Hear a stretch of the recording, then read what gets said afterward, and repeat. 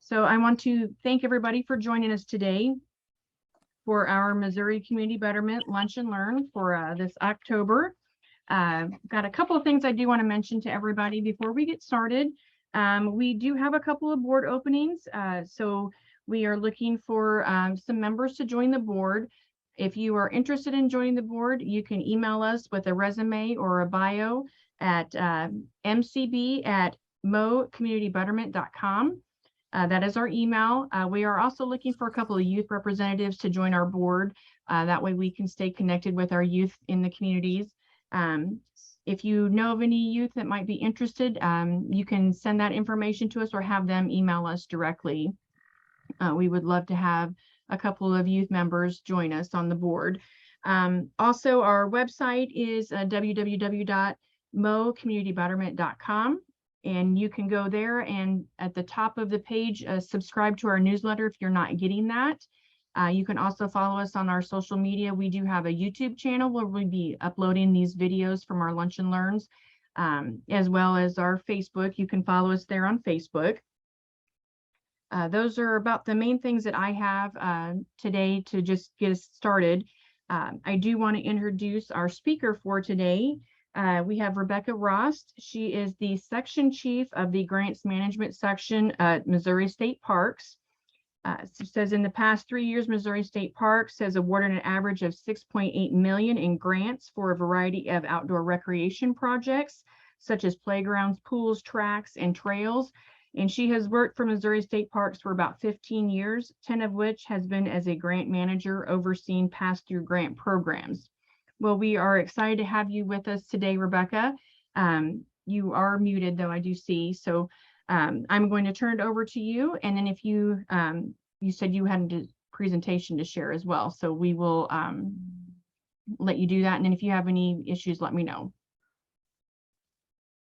Okay, can you see my screen? Okay, good. So thanks for inviting me today. I'm going to go ahead and all right, there we go. So today's presentation is about outdoor recreation grants.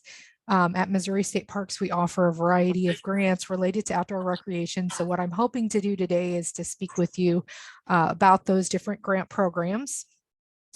So what today's learning objectives are to learn about the grant programs that we offer at Missouri State Parks, understand how to apply for the grant funds available, determine which program is the best fit for your project, and then to learn strategies for ensuring that your grant application is successful.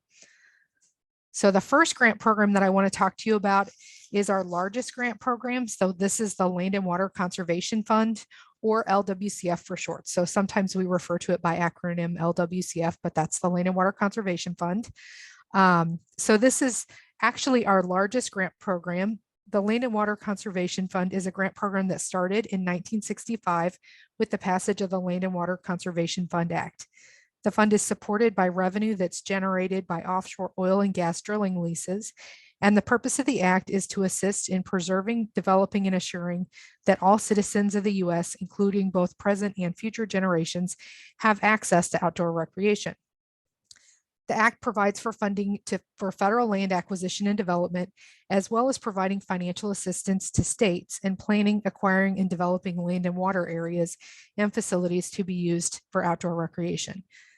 This program is considered a pass-through grant program, so that means that the funding for the program actually comes from the National Park Service. They're the federal agency that manages the program, and then it's passed through to the states. So here in Missouri, it comes to the Department of Natural Resources, and Missouri State Parks is a division of the Department of Natural Resources. And then we subgrant at least a portion of that funding through a competitive grant program. The amount of money that's available each year depends on how much is appropriated by Congress and allocated to the National Park Service. So I think the nice thing about the Land and Water Conservation Fund is that it supports both big outdoor recreation areas like national parks, as well as smaller outdoor recreation areas like schools. This is a map that shows you the kind of projects that we fund. So this is a geographic distribution of funding. And So in the last 57 years, we've funded over $100 million and about 1,700 projects through the Land and Water Conservation Fund. So who's eligible to apply? So this is funding for state and local governments, which means that county and city municipalities can apply, public school districts and public universities can also apply. But it is for public entities only. So that means that the public entity has to have control or ownership of the park where the project is taking place. So if you're not the owner of the park, for example, if you're a city that's managing parkland that's owned by the Army Corps of Engineers, you would have to be able to demonstrate that you have a lease for the property that's at least for 25 years and that it's not revocable. So regardless of who the owner is, you do have to be a public entity. The real estate itself, if you're leasing it, it can't be leased from a nonprofit organization or private entity. It does also have to be from a public agency, so publicly owned land. So this is a 50-50 matching share grant program, which means that for the total cost of the project, the federal government can pay up to 50% and your local match would be 50% of the project for those costs that are eligible. So anything over that, you would be responsible for covering the remaining costs. The matching share portion for it doesn't have to be cash. So it can be a combination of in-kind expenditures, cash expenditures. In-kind could be labor. It could be the use of equipment that you own. You can use donations from third parties as part of your match. So there's a lot of things that you can do to come up with the matching share for the program. It is a reimbursable grant program, which means that you would have to spend the funding upfront in order to get reimbursed for it. And so grants that can be applied for, so the minimum amount you can apply for is $25,000 and the maximum amount is $500,000 per project sponsor. So here's some information about the amount of funding that's available. So this is our annual apportionment. So as you can see, in the last couple of years, our apportionment has increased by quite a bit. Last year, it was just around $4.9 million. We don't know what it is yet for 2023. So, but we're estimating it's probably going to be similar to what it was in the past. And in the past 6 years, it's gone up over 282%. So this has a lot to do with some changes in legislation. So in 2018, we received a large increase of funding as a result of changes to the Gulf of Mexico Energy Securities Act. In 2020, we had the passage of the John D. Dingell Jr. Conservation Land Management and Recreation Act, which dedicated 40% of the funds to states.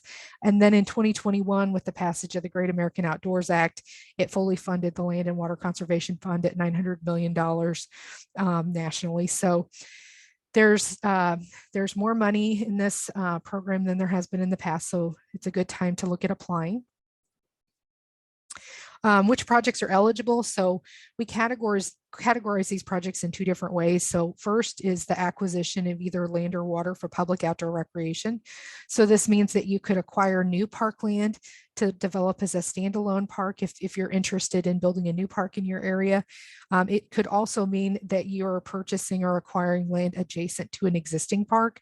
So if you have an in-holding or you're trying to expand an existing park, you could use the grant funding for that purpose.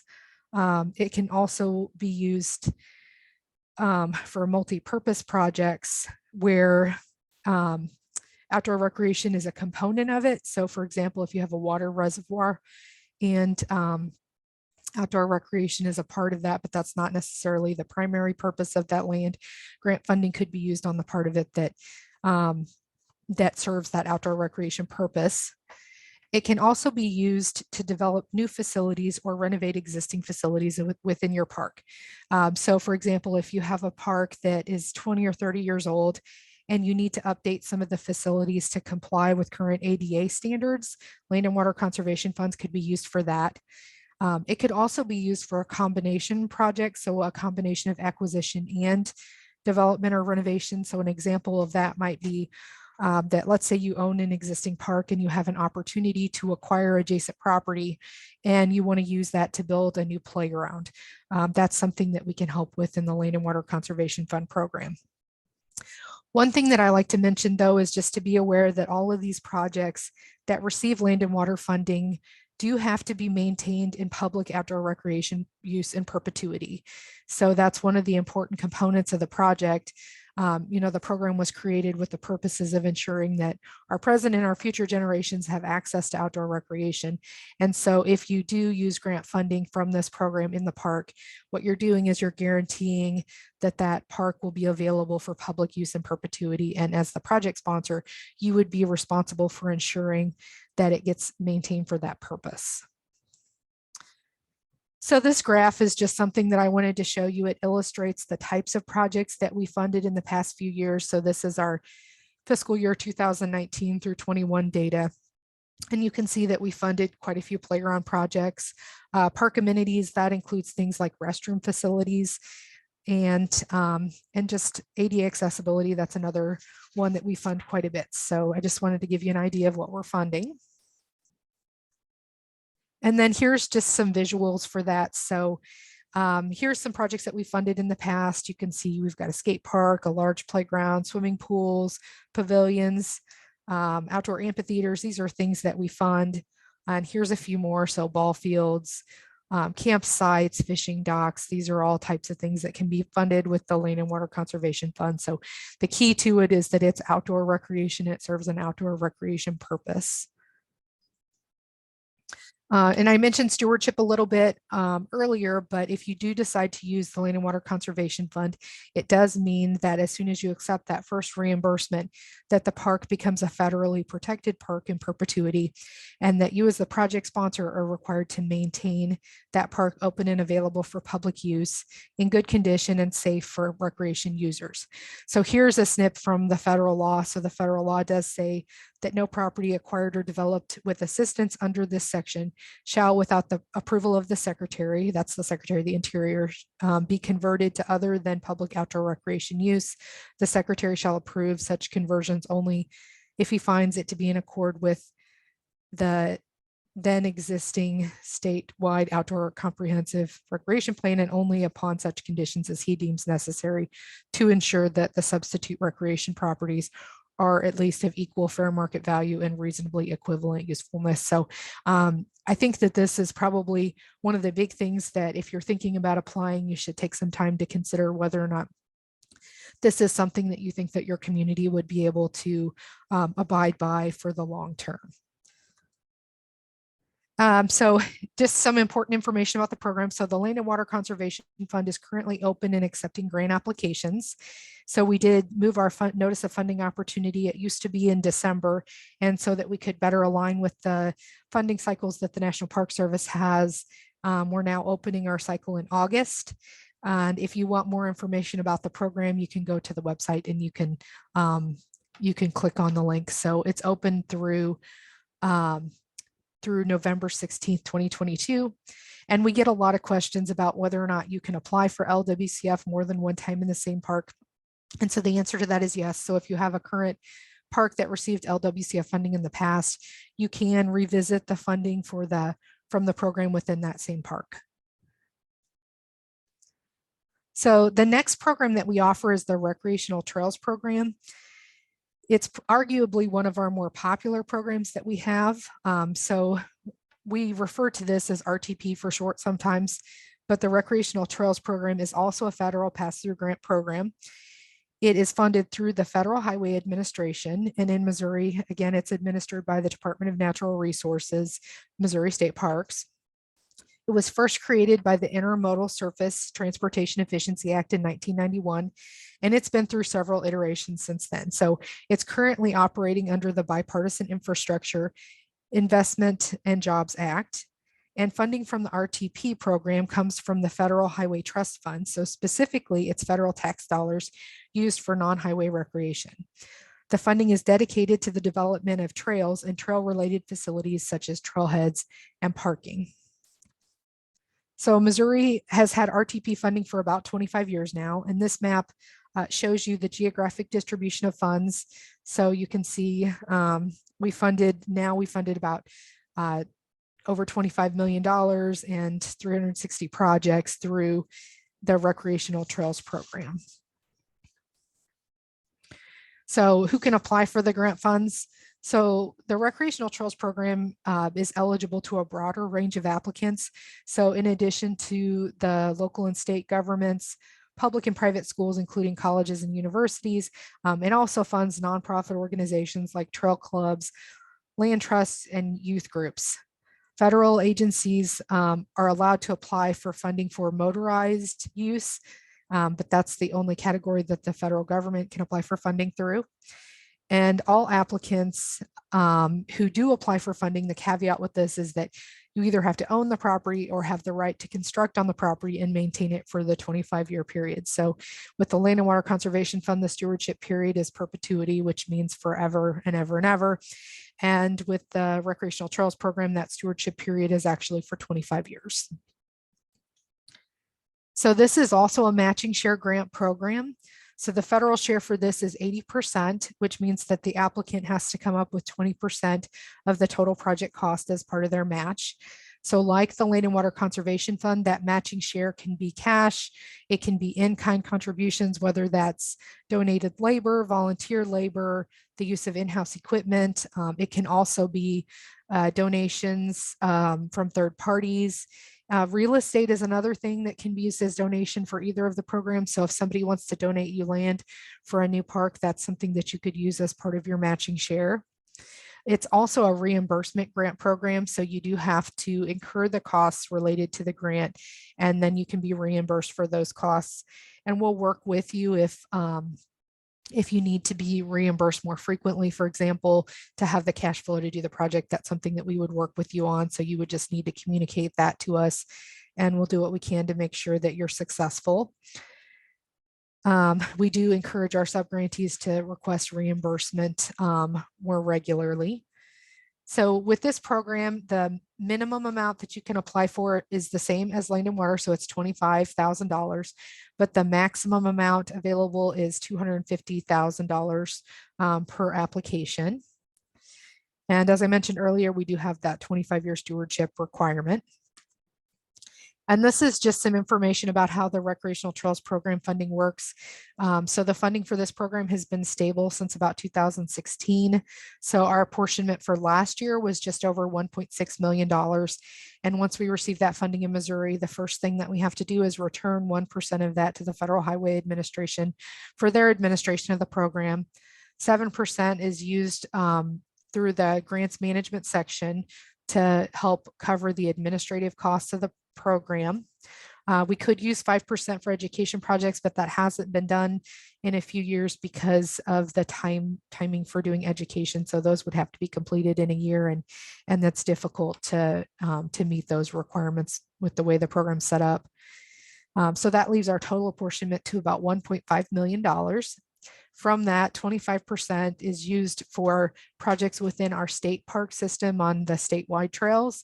And then the remaining 75% goes to the competitive sub-grant application process. So that's about $1.1 million that we sub-grant in funds for local projects.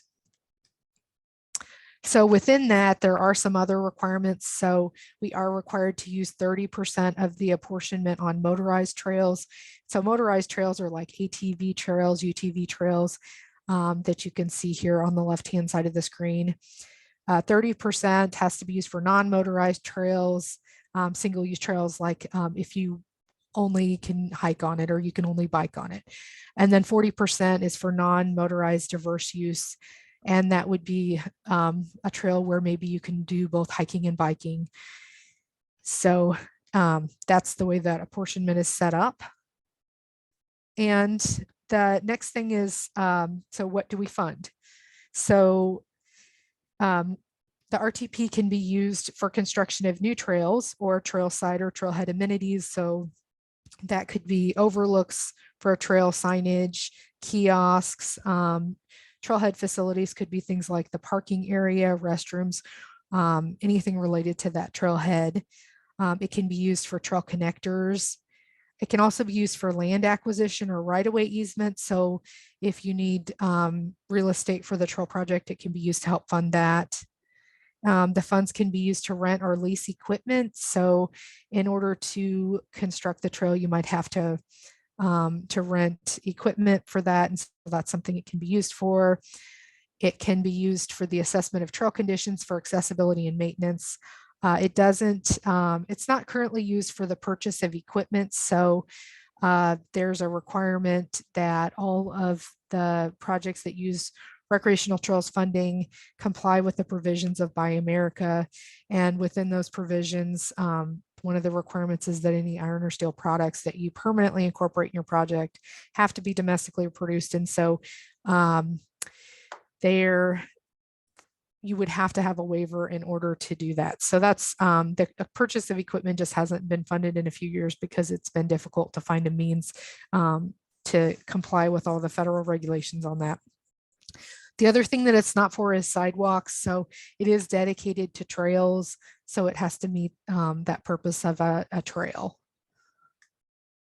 And this is to just show you the types of projects that have been funded recently. And so you can see a lot of the funds in recent years have gone to new trail construction, but we have funded trail connectors, a lot of rehabilitation work. Just I'll give you an idea of what we fund. And then here's some examples. So this is an example of the Ruby Jack Trail. This is actually in the Joplin area, and it's a Rails to Trails project.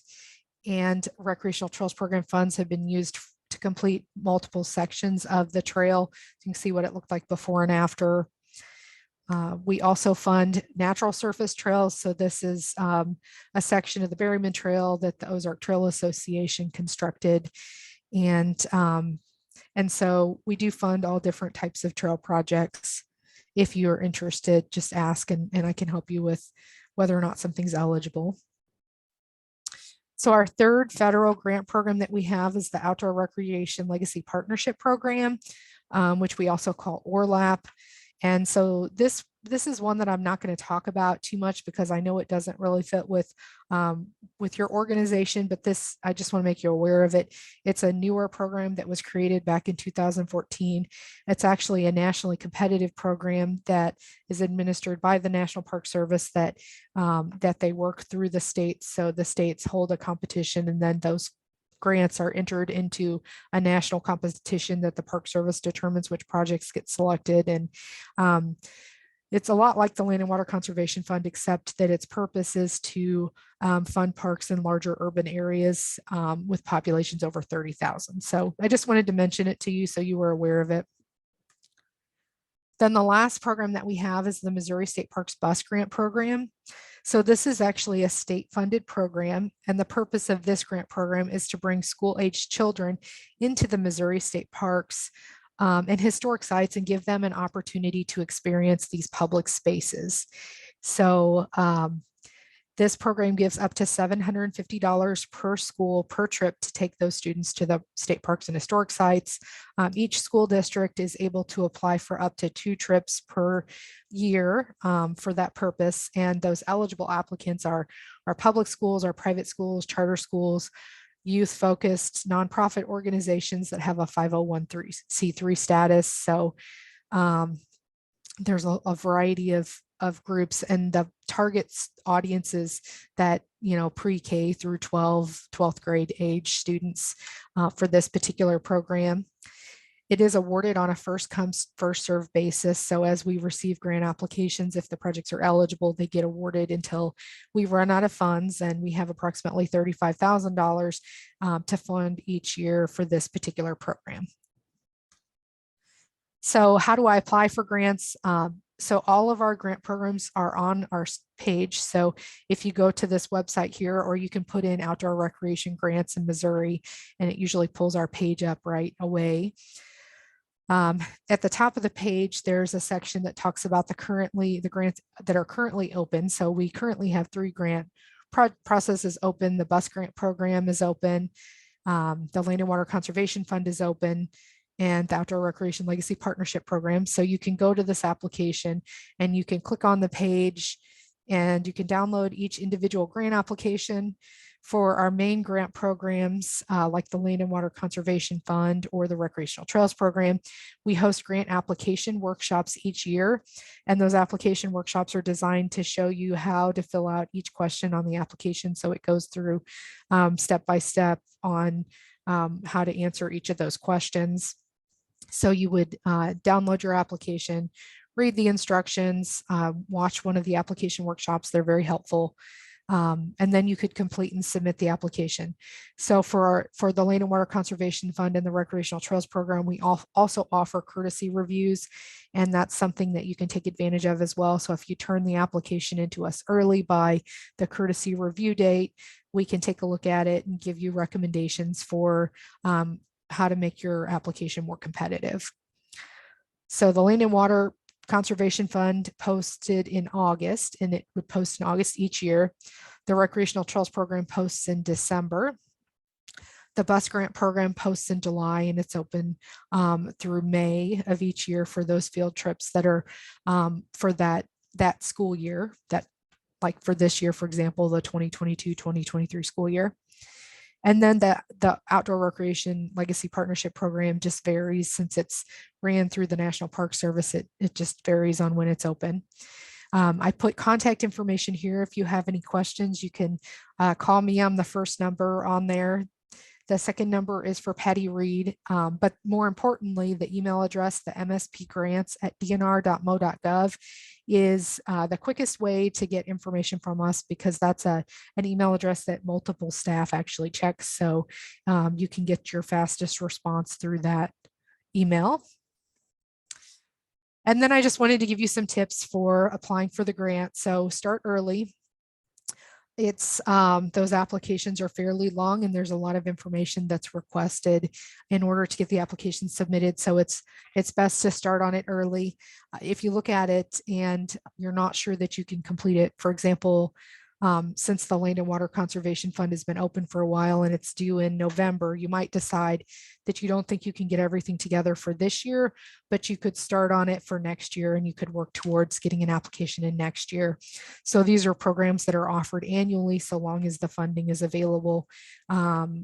We offer them on an annual basis. The next tip would be to read the instructions and the fine print. So with each application, there's an open project selection process that gives you basic information about the grant program, what type of costs are eligible, and it gives you instructions for how to complete each of those different questions. So I would definitely go to reading the instructions and looking at that fine print. That's the stewardship requirements, for example, is part of that fine print. So just taking a look at that and asking questions, being proactive about anything that you might have questions or concerns with in terms of completing those stewardship obligations.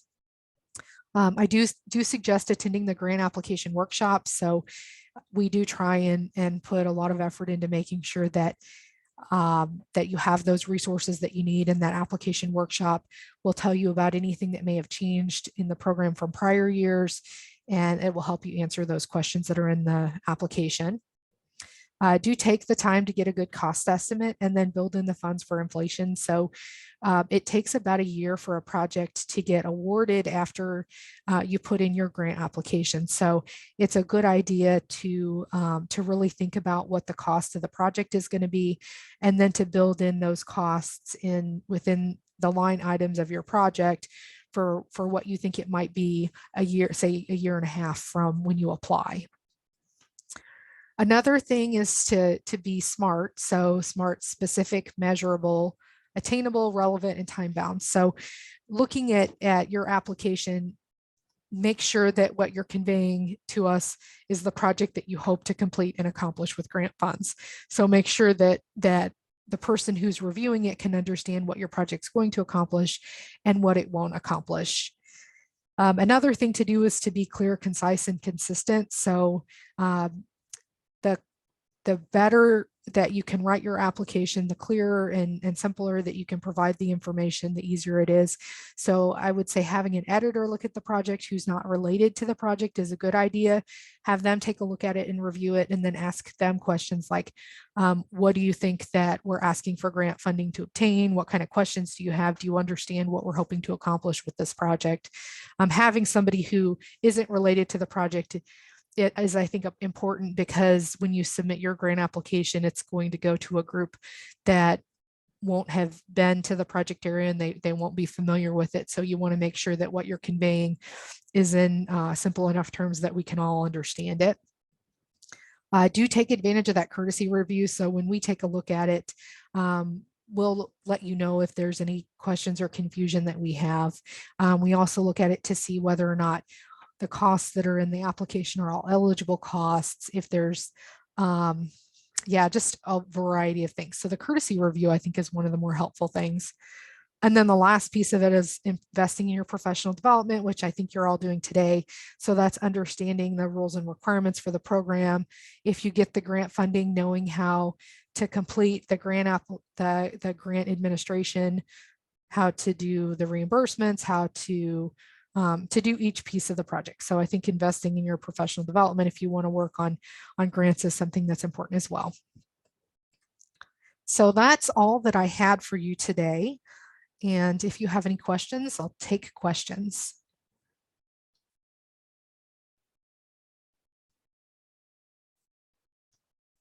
We did have a couple of questions that I will read to you in the comments. Elaine Campbell asked, would the RTP program fund biking stops, hostels for the Route 76 US biking route?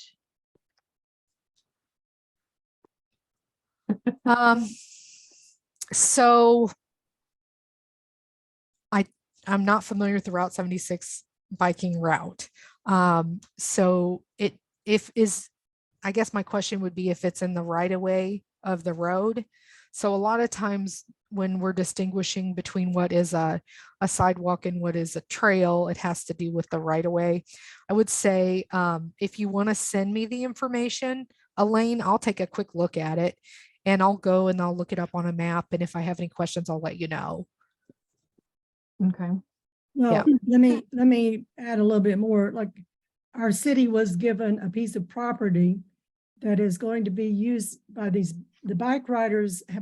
The 76 route goes all the way from East Coast to the West Coast. They come through Houston. And so it's quite a bit of property, and they're cleaning it up so that the bikers could stay overnight there. But there is a house on this property that could be fixed to be a hostel that they could stay overnight and have a bathroom, shower, and washer, dryer. Which, so would the city run that then? The city would, yes, the city owns it. Okay, so it wouldn't be like for private, like a private entity. Yeah, let me look into that. So I'll contact the Federal Highway Administration and see whether or not they would have any concerns with that. Do you want to send me an email with the information? Yes. Okay. Yes, I will do that. Yep. Okay, and then another question we had is there any way we can get copies of the slides to email to everybody with that information that you had? Yeah, I can send that to you. Okay. To share. All right, if you'll just email them to me, I'll send them out to everybody.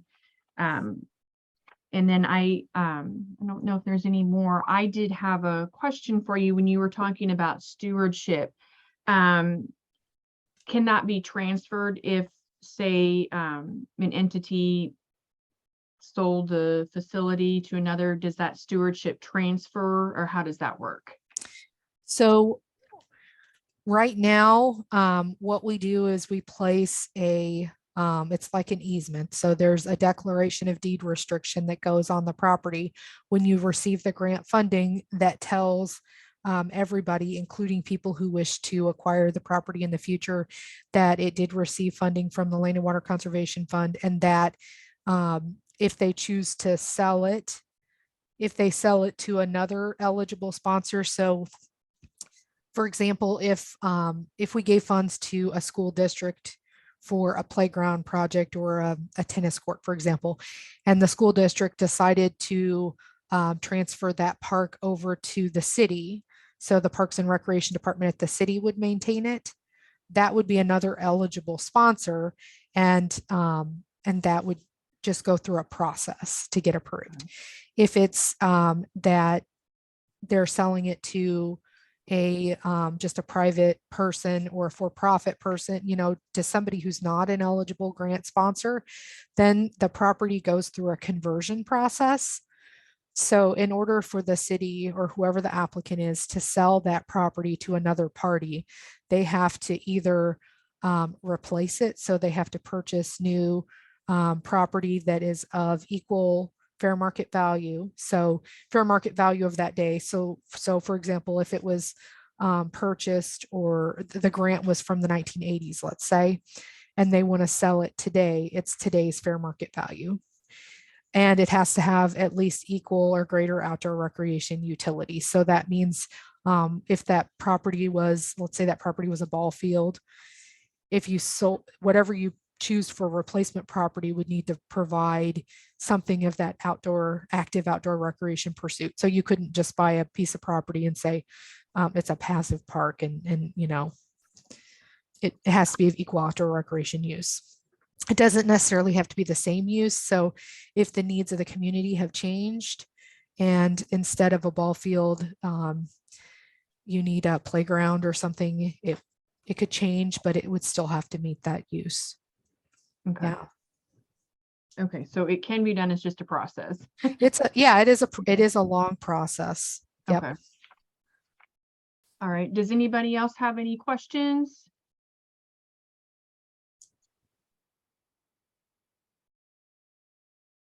Okay, well, I'll throw another one to you. I might catch you off guard on this one, but how many state parks do we have in Missouri?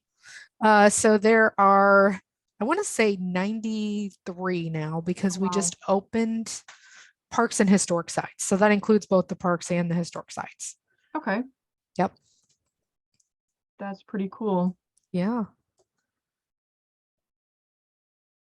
Okay. And there's, oh, go ahead. There's a map on our website. If you want to go and look at the parks and historic sites, you can get more information about that. And even on the bus grant page. So if you're interested in taking students to one of the state parks, you can go to the bus grant page and there's a map that you can click on to see what's in the area. Okay. All right. So do you get a lot of schools that take part in this bus grant program? We do. Yeah. So I want to say it was so there were a couple years that the program was closed due to the pandemic, and it just reopened this last year. And I'm trying to remember exactly how many we had, but I want to say it was about, is it 40 or 60? There were quite a few. And we expect more this year because last year it was open for about half of the school year and it had just reopened after 2 years. So we expect more this year, I think. Okay. All right. I did put the website in here that you had listed for the grant page. And then just the regular website is mostateparks.com, correct? Right. Okay. And then they can go look up where all the state parks are. Okay. Yeah. All right. Does anybody have any other questions? I just want to clarify. So like the Land and Water Conservation Fund, we have a small group that we started for our community. And what we are ultimately wanting to do is try to put new playground equipment in our city park. So would that qualify under that then? Or does it have to be a state park? No. So the program, the funds that we subgrant go to municipal parks. And so we do put in a lot of new playgrounds in municipal parks. Okay. For sure. The universal access playgrounds have been really popular. So we funded quite a few of those in recent years. Okay. Perfect. We are very late to the game on this.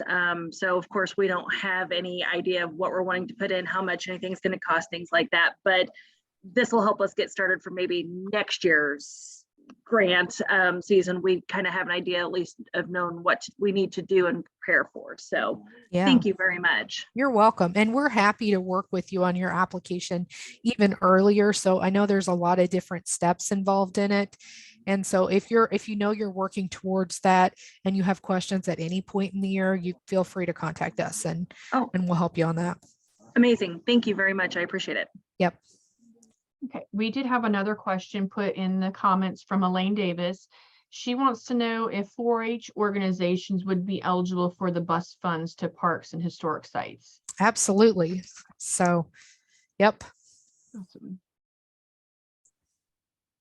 And if you work with 4-H and you have a mechanism for distributing that information, we would be more than happy if you wanted to share it with others, because it's harder for us sometimes to know the best way to get that out there for everybody to access. So 4-H, Boy Scouts, Girl Scouts, or Scouts, Girl Scouts, any of those kind of groups. Okay. And then one last question. Do you guys have a newsletter that comes out with this kind of information? Or so what we have is the Department of Natural Resources has a place that you can sign up to get notifications. It's like a press release sort of, and you would indicate what you're interested in, and it goes out as emails through that Gov delivery. So we put it out there. We put it on our Facebook page. If you follow on our Facebook page, when we open grant rounds, we put that out there. And we also do just a general press release that goes out. okay. Can they find that on the MoParks website, or do they need to go to the DNR? I think they need to go to the DNR website to get signed up for those.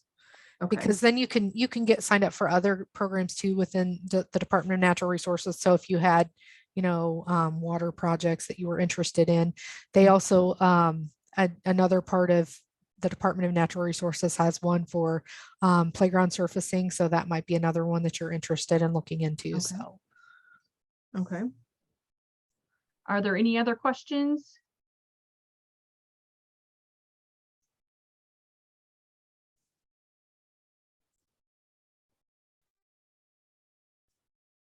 Okay.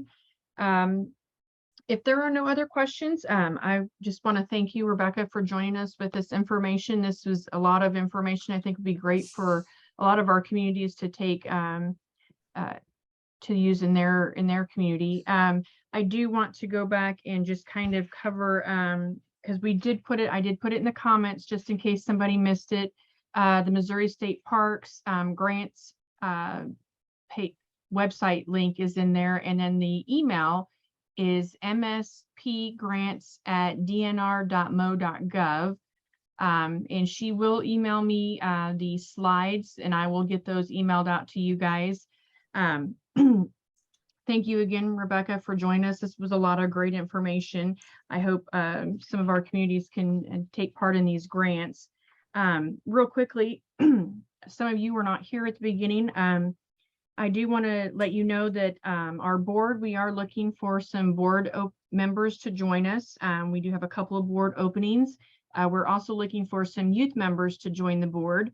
So if you have any recommendations or somebody is interested in joining our board, you can email us at mcb@mocommunitybetterment.com and send us just a resume or a brief bio, and we will send that to our nominations committee for review.